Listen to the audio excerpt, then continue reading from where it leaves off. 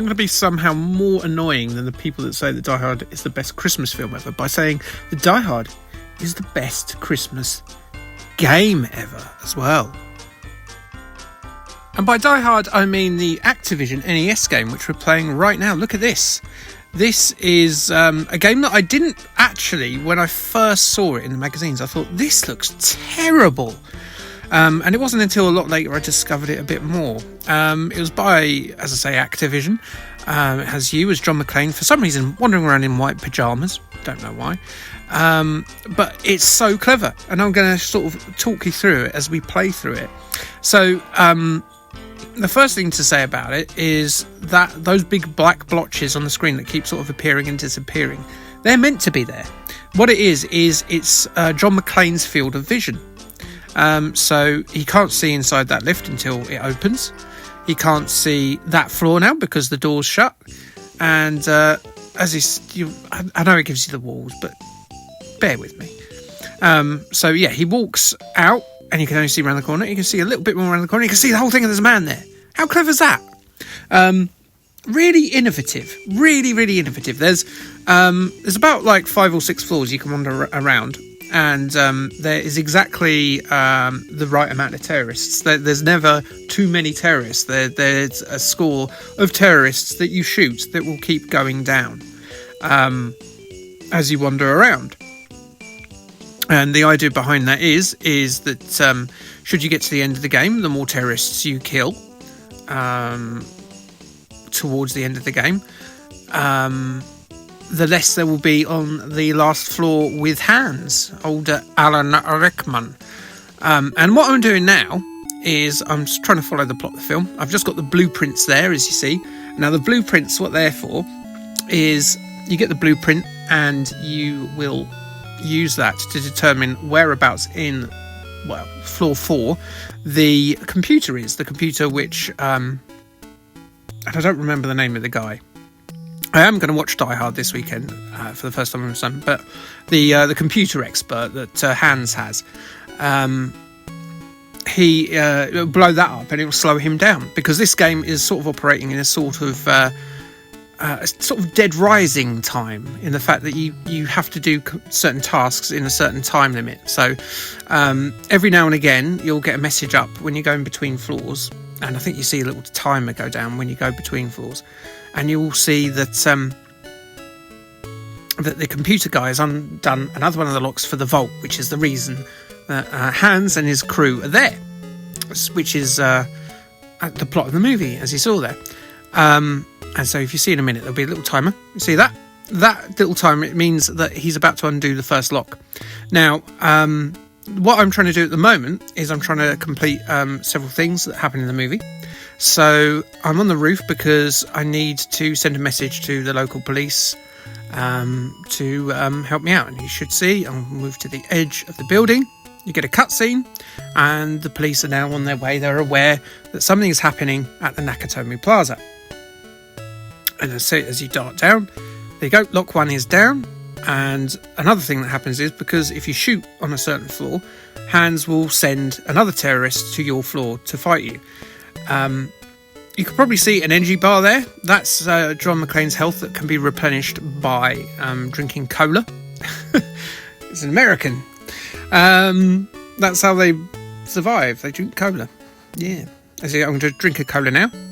But there's another health bar. And the other health bar is, again, in what is essentially a brilliant retelling of the Die Hard film, is his feet. And so if you ever see, and you will a bit later on, you'll see some first aid kits. They are designed to heal his feet. Now, what you see there is not a dildo or a butt plug, it's a rocket. So I need the rocket and the blueprint, and now I need to get to the 4th floor, which is being controlled by the terrorists from this from a computer room, which I'm just about doing now. As you can see, I'm going through the vents, just like Die Hard. And you can see the vision there is because you can see through the grill. And there's a terrorist there who's on patrol. And I will go and attack him now. He's made me drop my rocket, so you drop items as you go through. There's multiple endings. It's all very clever. And I've used the computer to operate the executive lift, which is coming, which is the only way you can get to floor 4.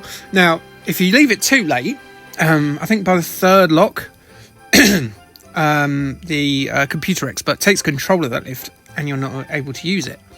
But there's bonuses down there and you can slow them down. It gives you a bit longer game time because there's certain things you need to do to progress. But you can get bad endings and things as well. Like he can kill Holly, or they can get away, obviously. So if you die, obviously they get away with the money, but you could also fail to catch hands. This is going to be a playthrough where I will finish it properly. I will save Holly and it'll be just like the film. So now I've got the rocket launcher there, and I've just had a quick look to see where the computer is. The computer's in that bottom corner. It changes every time you play it, so you can't always aim for the main thing. And I've slowed down the terrorists. And yes, this really is the best Christmas game ever. I'm standing by it because there's so much love and adoration of one of the best 80s action films. The only thing I don't like is waiting for the lifts. As you can see, I'm just dead air as I wait for a lift to appear, and I'm in. Yay! But you can hear their footsteps as they're running about, so you can tell if there's people before. You can actually hear them.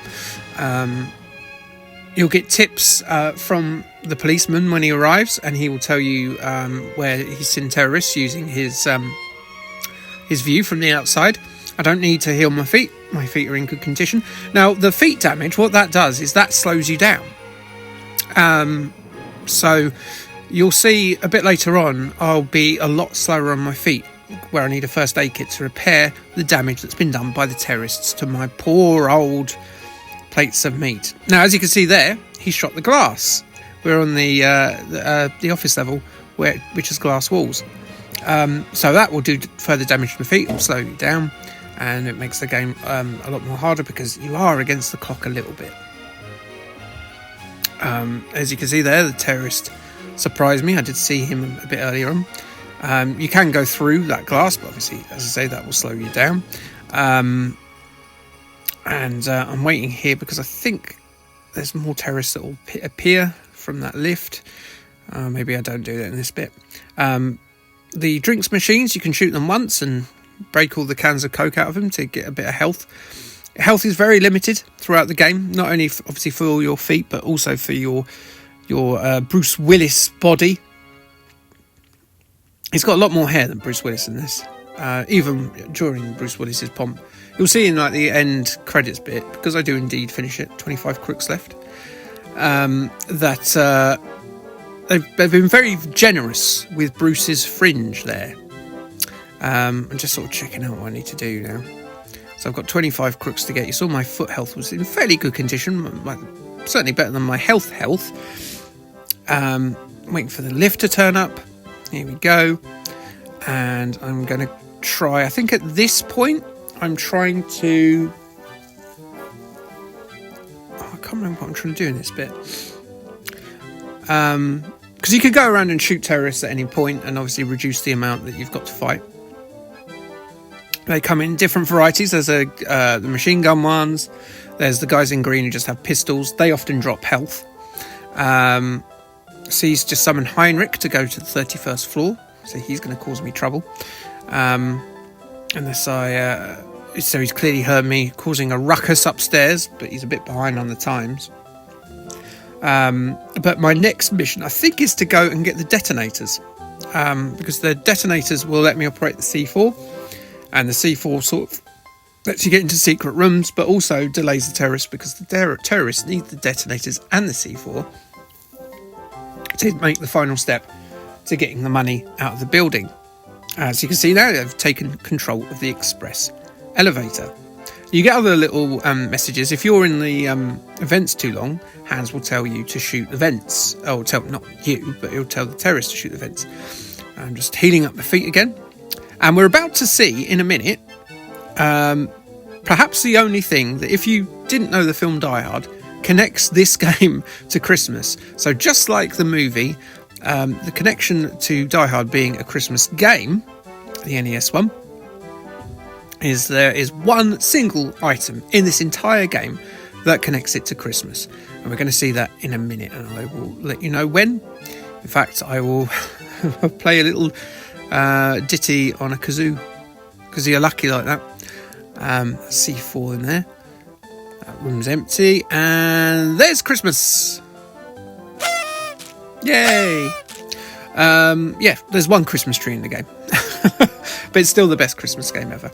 And yes, I know that Die Hard Trilogy exists, but I think this is better. I think this is more creative.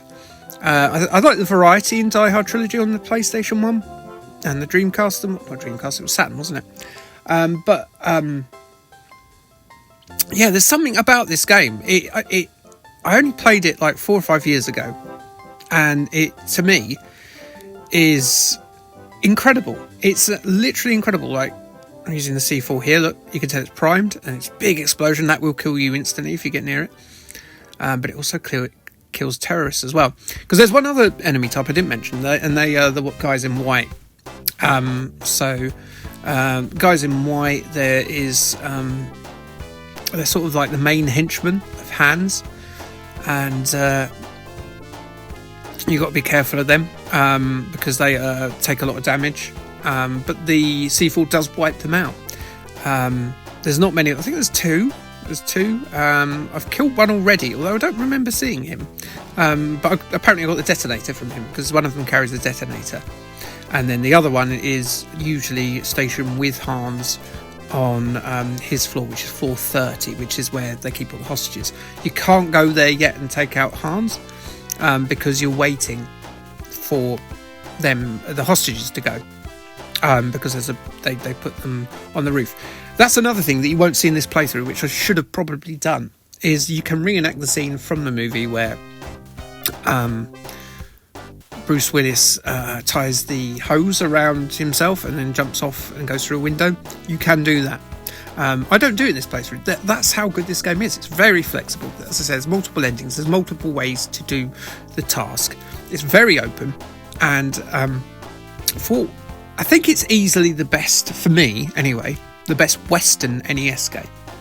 So I know that takes in a lot, but it does exclude the obviously best NES games, which are Japanese. So your Marios, your Zeldas, and your Metroids. I'm doing that football thing, aren't I? You know, your Vialis, your Ronaldos. Viali, crikey, he's not even alive anymore. I'm getting old.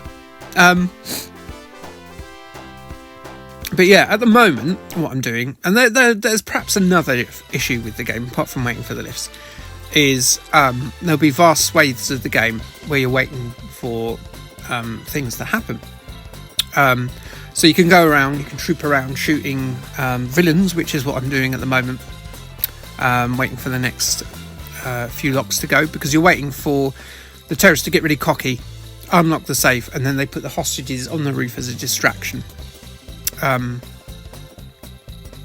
yeah, that there, I just dropped, is the detonator, because I've used the detonator for its main purpose, and that can change the ending of the game as well. Is if you drop the detonator, then they get control back of it if you don't go and pick it up again, and that then changes how the storyline progresses, because they get the detonator they need to complete the mission of blowing up the entrance to the safe. But I don't think I lose it. I repeatedly drop it because I'm a butterfingers who gets shot in the face a lot. But yeah, those little round things are sort of stun grenades, if you're wondering. I don't like using them very often because they're really hard to hit a target. Machine guns, whoa ho ho, I've got a machine gun. They're really good. It's sometimes quite hard to hit your opponents, as hard as it is for them to hit you. So I found the best way to take them down is to use like a sweeping motion, and it sort of sends like a hail of bullets. So you sort of do like a Street Fighter quarter circle, and it sort of throws a banana shape of bullets at the villains, and it will take most of them down. If you try and shoot them sort of direct face to face at angles, it's difficult and they will hit you. So that's how I do it. Another way of doing that is kind of hide around the corner if you know they're coming after you, and sort of shoot. I'm recommending this game very, very highly, even if you don't have an NES console. It really is one of the best games on the system. I can't praise it enough. I mean, you might look at the visuals and go, yeah, it looks a bit crappy. And I get that. That's what I was thinking many years ago. But it's so much more than that. It's so much more than that.